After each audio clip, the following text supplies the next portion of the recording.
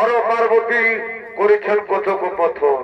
তা মাতা পার্বতী বলছেন, ওগো স্বামী, ওগো স্বামী, তোমার সামনে কৈলাসে পূজায় সন্তুষ্ট নয় আমি। আমি চাই মর্তবাসীর কাছে 10 ভুজা রূপে পূজা। সে কি কথা কহিলে প্রিয়ে, একই কথা কহিলে প্রিয়ে, তুমি চাও মর্তবাসীর কাছে 10 ভুজা রূপে পূজা, কিন্তু পাবে না। কারণ সেখানকার মানুষ নারী মূর্তি বা শ্যামা মূর্তির পূজা করে না।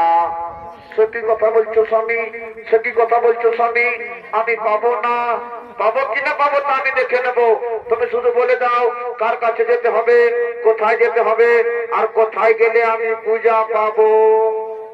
তবে সোনা দেবী, তবে সোনা দেবী, যাও তুমি কলাপুরের রাজা সুরতের কাছে।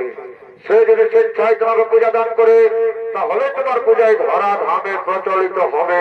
কিন্তু মনে রাখো রানী, রাজা সুরত হচ্ছেন একমাত্র সিদ্ধ সাধক, তার যেন কোনো অমঙ্গল না হয়। ঠিক আছে স্বামী, আমি যাব কলাপুরের রাজা সুরতের কাছে। সে যদি স্বেচ্ছায় আমাকে পূজা দান না করে, তবে তারা রাজ্যে এমন বিপদ ঘটাবো যে দেখে দুনিয়ার মানুষ হাহাকার করবে।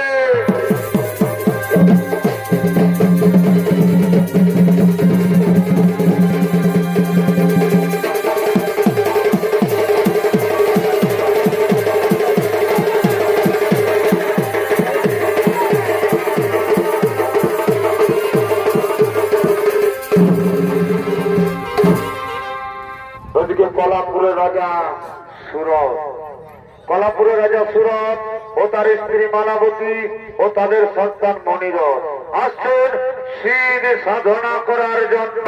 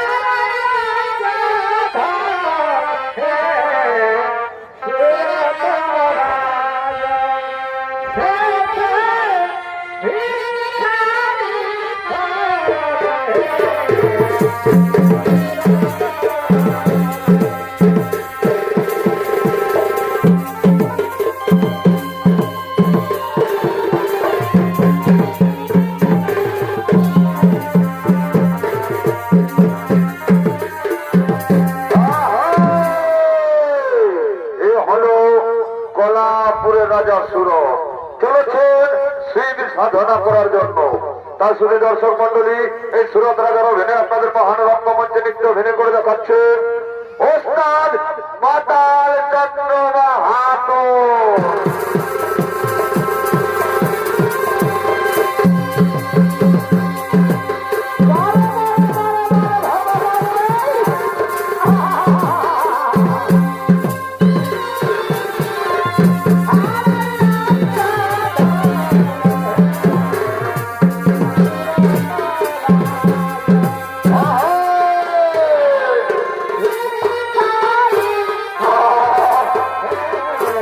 Hi, hi.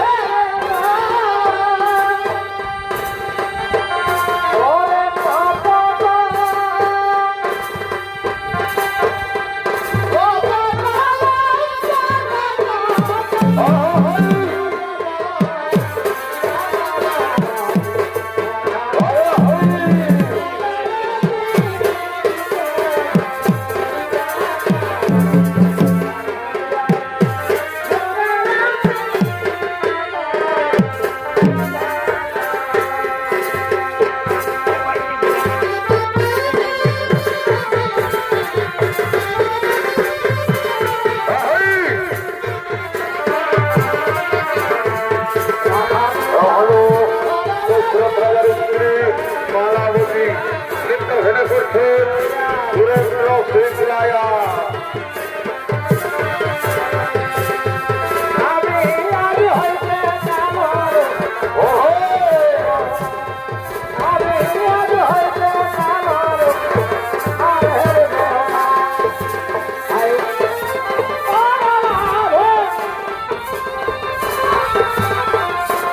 হ্যালো শেষরাম রাজার সন্তান মনির কিন্তু হেনে করছেন শ্রীনাথ সিং সরদার